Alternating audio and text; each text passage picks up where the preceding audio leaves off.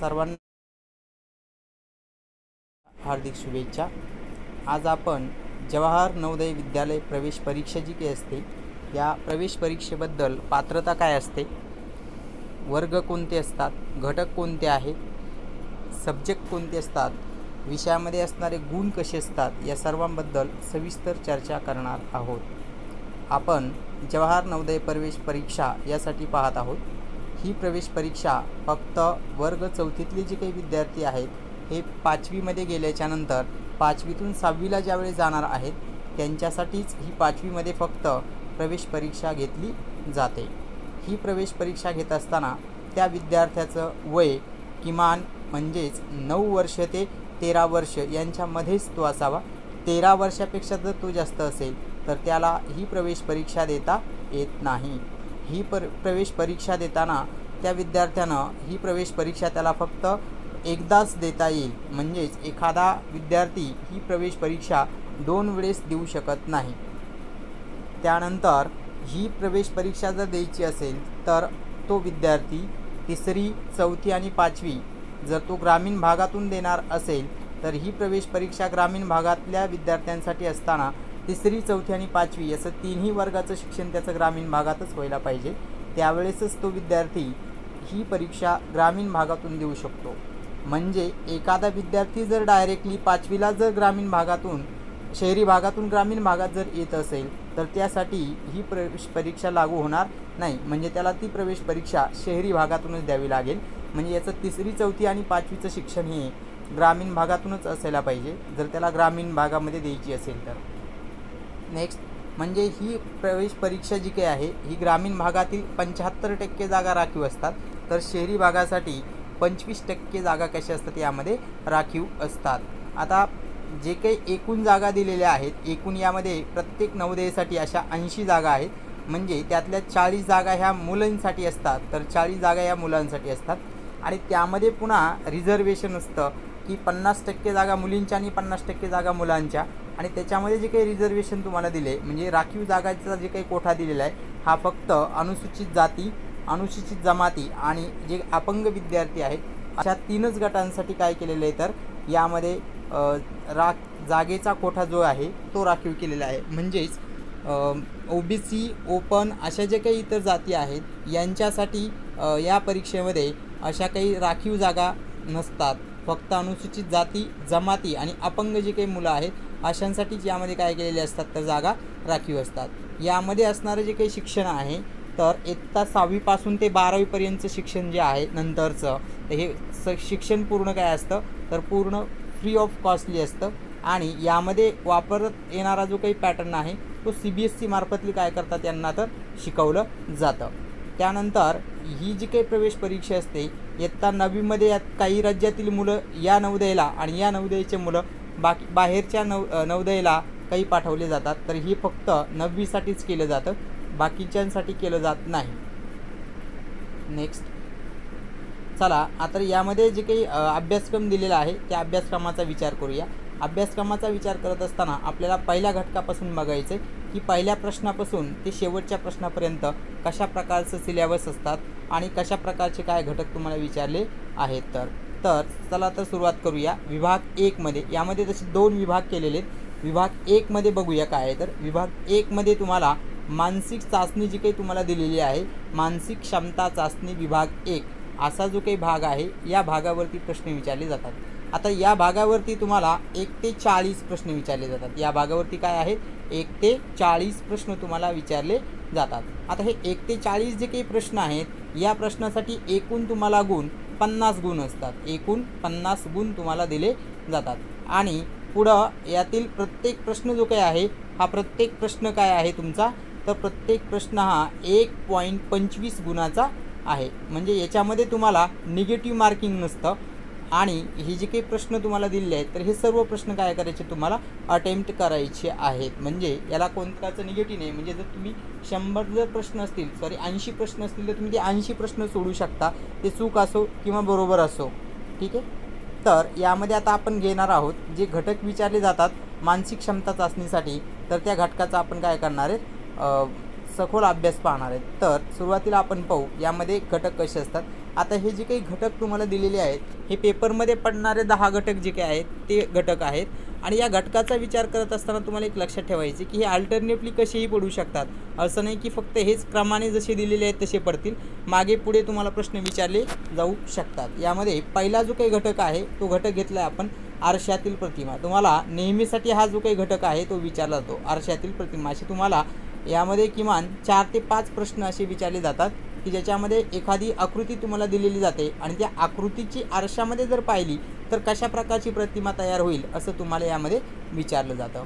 Next दुसरा topics आहे तुमचा वेगळी प्रतिमा ओळखा। आता तुम्हाला आकृत्या दिलेल्या असतात 4 आणि या 4 मधून तुम्हाला 3 आकृत्या ह्या सारख्या प्रमाणातल्या असतात, म्हणजे काहीतरी सारखा फरक त्यामध्ये दिलेला असतो, सारखे घटक त्यामध्ये दिलेले असतात आणि एक आकृती मात्र कशी दिलेली असते, वेगळी दिलेली असते। याच्याही तुम्हाला किमान जवळपास 4 ते 5 प्रश्न पडतात आणि हे 4 ते 5 जे काही प्रश्न तुम्हाला दिलेले आहेत तर हे सगळे वेगळी आकृती ओळखावरूनच आलेले असतात।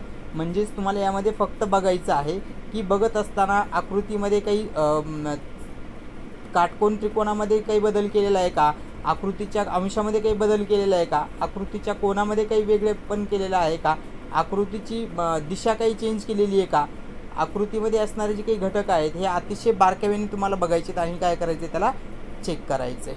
त्यानंतर पुढचा घटक आहे जुळणारी प्रतिमा।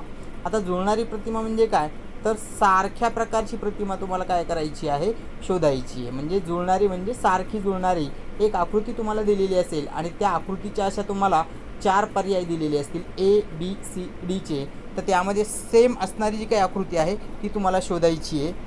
त्यानंतर पुढची आहे प्रतिमा पूर्ण करा। तुम्हाला एक आकृती दिलेली असेल आणि त्या आकृतीमध्ये काय केलेले असतील तर त्यांनी आकृतीचे 4 किंवा 8 पार्ट केलेले असतील आणि त्या 4 पार्टपैकी तुम्हाला कोणतेही 3 दिलेले असतील, नाहीतर 8 पार्ट जर दिलेले असतील तर त्यातले कोणतेही 7 पार्ट तुम्हाला दिलेले असतील आणि त्या 7 पार्टमधला तुम्हाला काय करायचं आहे तर एक जो काही छोटा बॉक्सचा पार्ट राहिलेला असेल तो पार्ट पूर्ण करायचा आहे आणि तो पूर्ण केल्यानंतर तुम्हाला ती आकृती काय करायची आहे, पूर्ण करायची आहे, जे की पर्याय क्रमांक ABCD याच्यापैकी कोणता ना एक कोणता असेल। पाचवा घटक तुम्हाला घडी घाला आणि उलगडा असं दिलेलं आहे की बहुतांश वेळा काय केलं जातं, तुम्हाला एका पेपर दिलेला असतो आणि त्या पेपरवरती काय केलेलं असतात त्यांनी डायरेक्शनली काय केलेले असतात, तुम्हाला घड्या घातलेल्या असतात आणि ते घड्या घातल्यानंतर आणि ती घडी पूर्ण ओपन केल्यानंतर क्लोज फोल्डमध्ये आणि ओपन फोल्डमध्ये केल्यानंतर नेमकं तुम्हाला काय दिसतं किंवा एखादी आकृती तयार होते का, अशा प्रकारचं काय करायचं तुम्हाला त्यामध्ये शोधायचं आहे। म्हणजे तुम्हाला प्रतिमाची काय केलेली असेल, एखाद्या कागदाची घडी करून काय केलेली असेल,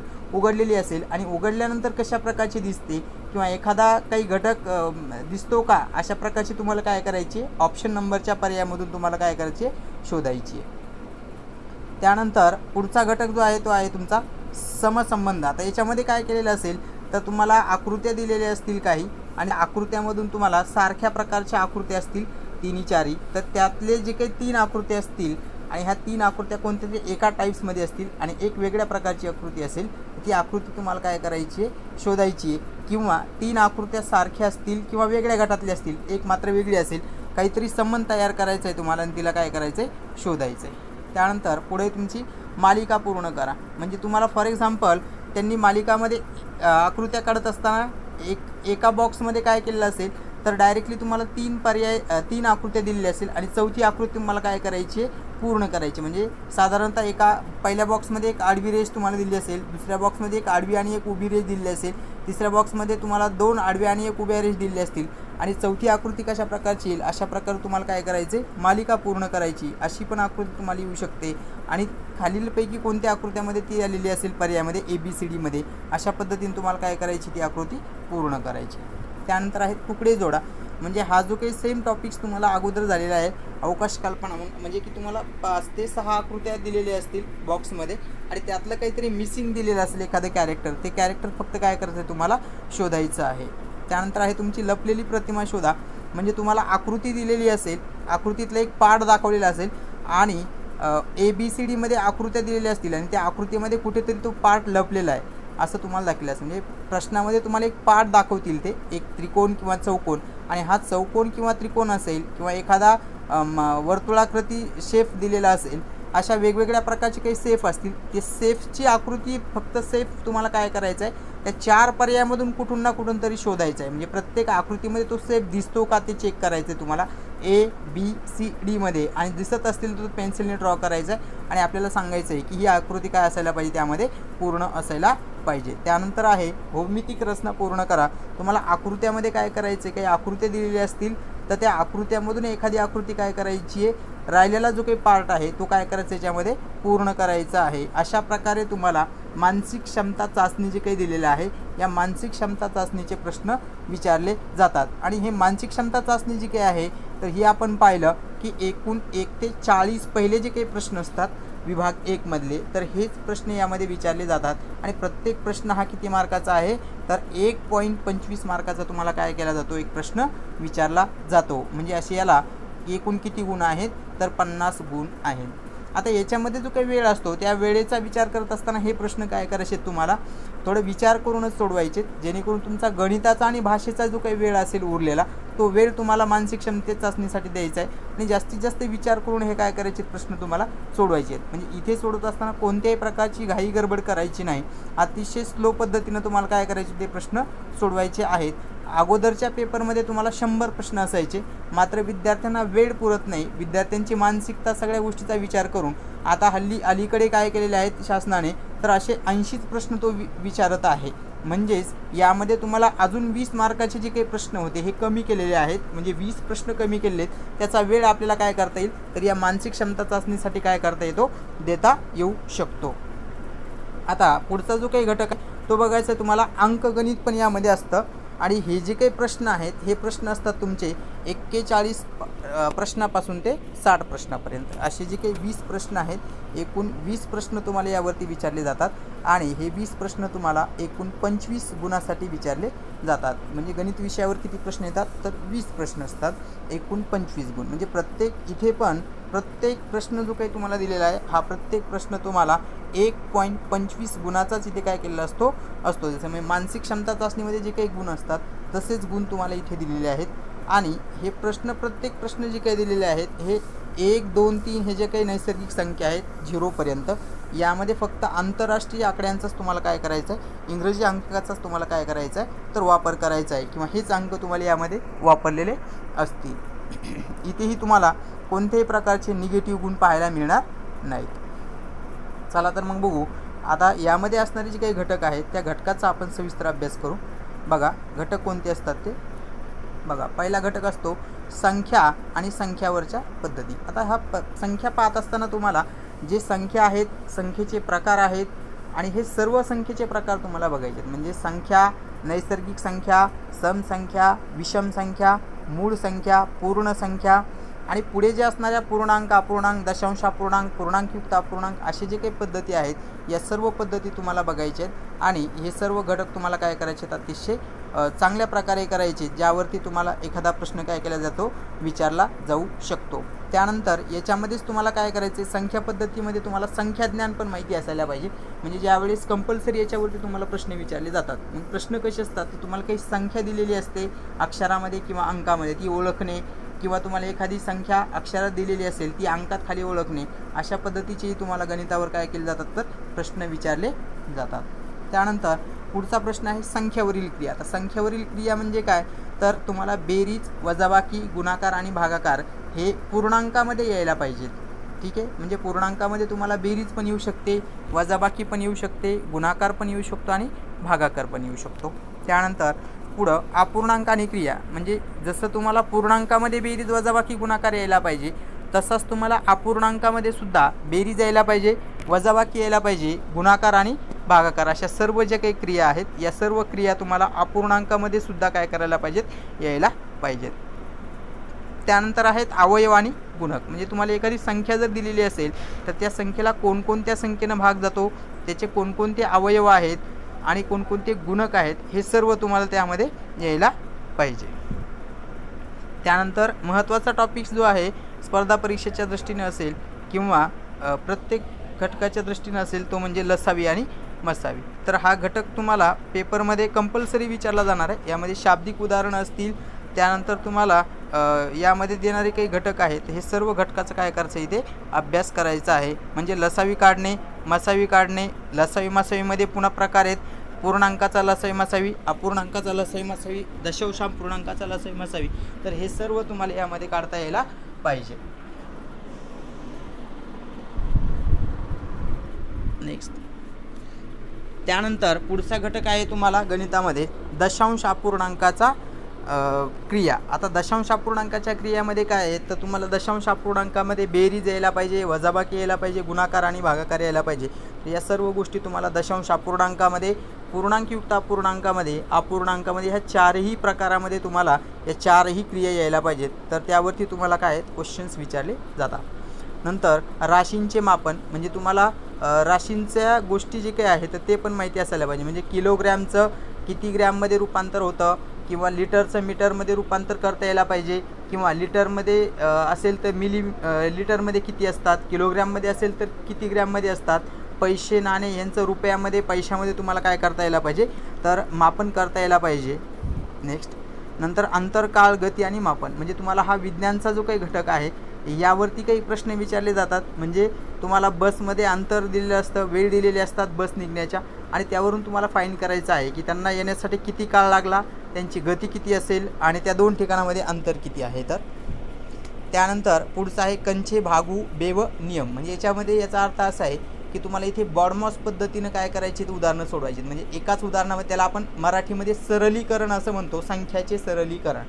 म्हणजे याचा अर्थ असा झाला की तुम्हाला तिथे बेरीज, वजाबाकी, गुणाकार, भागाकार ह्या सर्व ज्या काही क्रिया आहेत त्या एकदाच दिलेल्या असतील, आणि या क्रिया तुम्हाला काय करायच्या आहेत या नियमाच्या आधारे, कंचे भागू बेव या नियमाच्या आधारे काय करायच्या आहेत तुम्हाला त्या सोडवायच्या आहेत.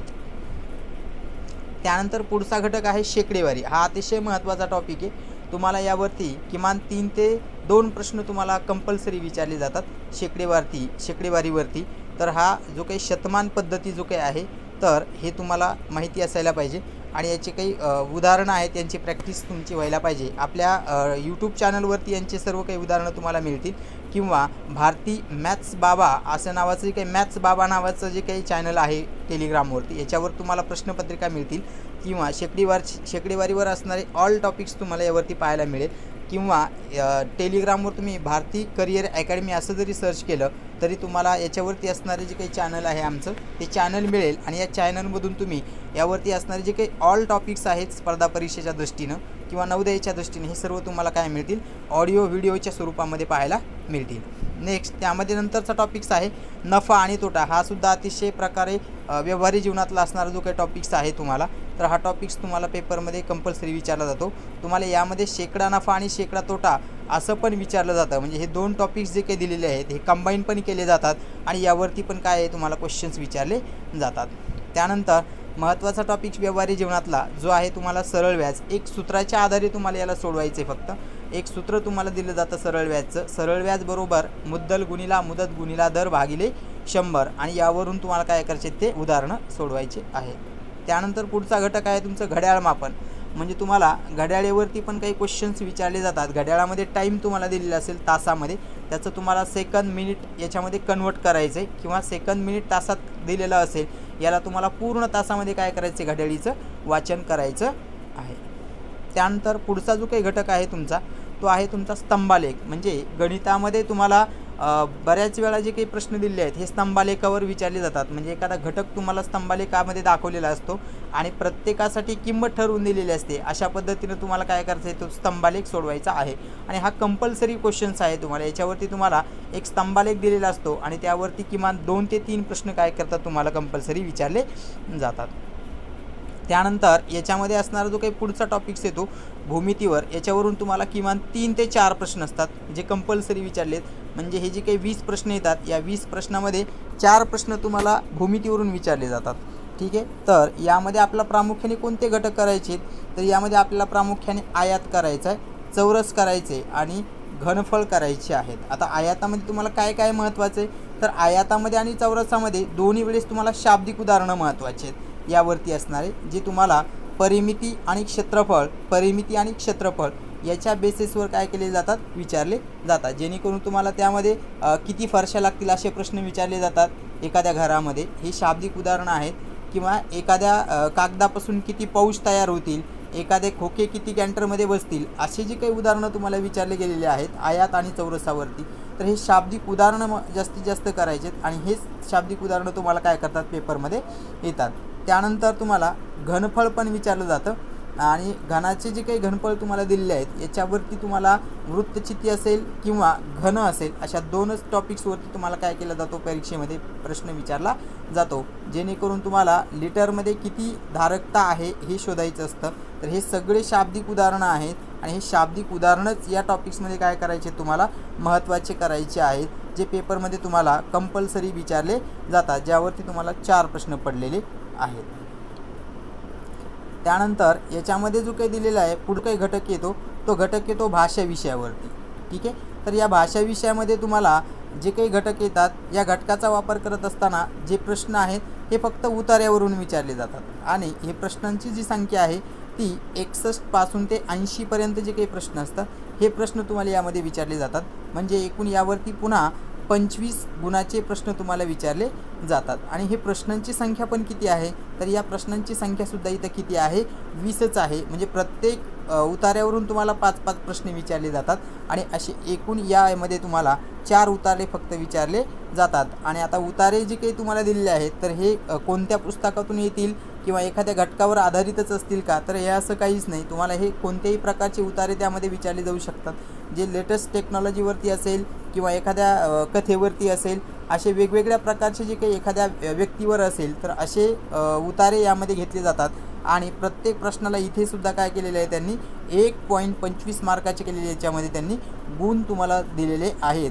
तर अशा प्रकारे तुम्हाला नवोदय विद्यालय प्रवेश परीक्षासाठी एकूण 80 प्रश्न तुम्हाला विचारले जातात आणि 80 प्रश्न जे तुम्हाला दिलेले आहेत हे 80 प्रश्न 100 गुणासाठी असतात आणि यामध्ये कोणत्याही प्रकारचं निगेटिव्ह मार्किंग नाही। म्हणजे विद्यार्थ्यांनी काय करायचं आहे तर 80ला 80 प्रश्न काय करायचे तर अटेम्प्ट करायचे आहेत, कोणताही प्रश्न न सोडवता सोडवायचे सर्व।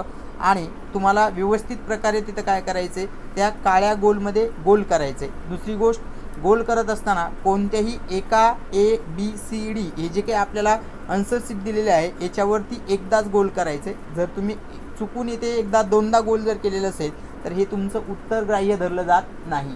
त्यानंतर तुम्हाला जो काही पेन वापरायला सांगितलेला असेल त्यांनी बॉल पेन, तर तोच बॉल पेन तुम्हाला काय करायचं याच्यासाठी वापरायचा आहे। कोणताही पेन किंवा जेल असे वापरून तुम्हाला उत्तर इथे सोडवता येणार नाहीत, कारण तुमच्या त्या मशीनमध्ये तुमच्या अशा प्रकारचे पेन्स तुम्हाला काय केलेले नाही आहेत चेक करण्यासाठी अलाउड केलेले नाहीत। म्हणजे तुम्हाला जे त्यांनी सांगितलेले इन्स्ट्रक्शन्स असतील, पहिले इन्स्ट्रक्शन्स जे तुम्हाला दिलेले आहेत हे इन्स्ट्रक्शन्स काय करायचे अतिशय काळजीपूर्वक वाचायचे आहेत आणि त्याच आधारे तुम्हाला काय करायचं आहे तिथे सोडवायचं आहे। तर अशा पद्धतीनं जवाहर नवोदय विद्यालय जी काही प्रवेश परीक्षा घेतली जाते या प्रवेश परीक्षेसाठी अशा पद्धतीनं तुम्हाला जायचं आहे आणि हे सर्व काय करायचे तुम्हाला नियम पाळायचे आहेत।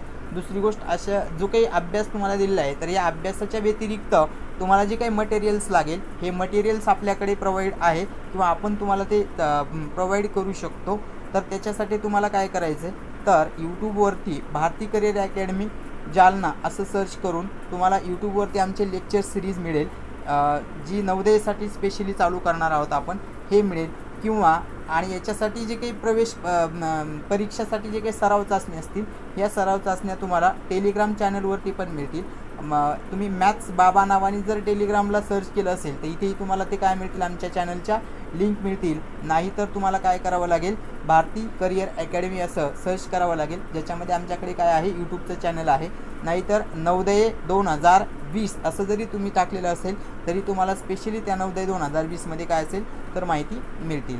तर आमचं चॅनल काय करायचं आहे तुम्हाला भारती करिअर अकॅडमी जालना असं हे चॅनल जे आहे ते सबस्क्राईब करायचे, शेअर करायचे, लाईक करायचे, जेणेकरून ग्रामीण भागातील विद्यार्थ्यांना जास्तीत जास्त याचा लाभ व्हावा। कुणाला काही माहिती नसेल किंवा काही जर अडचण असेल तर याच्यासाठी माझा नंबर तुम्हाला दिलेले आहेत, तर तुम्ही माझा नंबर पण तिथे घेऊ शकता। नंबर दिलेला आहे काही कामासाठी असेल तर 82 08 55 35 63 हा जो काही कॉन्टॅक्ट नंबर आहे। काही अडचण आलेली असेल तर या नंबरवरती सुद्धा तुम्ही काय करू शकता, मला काही सूचना करू शकता किंवा काही गोष्टी तुम्हाला लागणाऱ्या असतील तर त्या विचारू शकता। धन्यवाद, थँक्यू।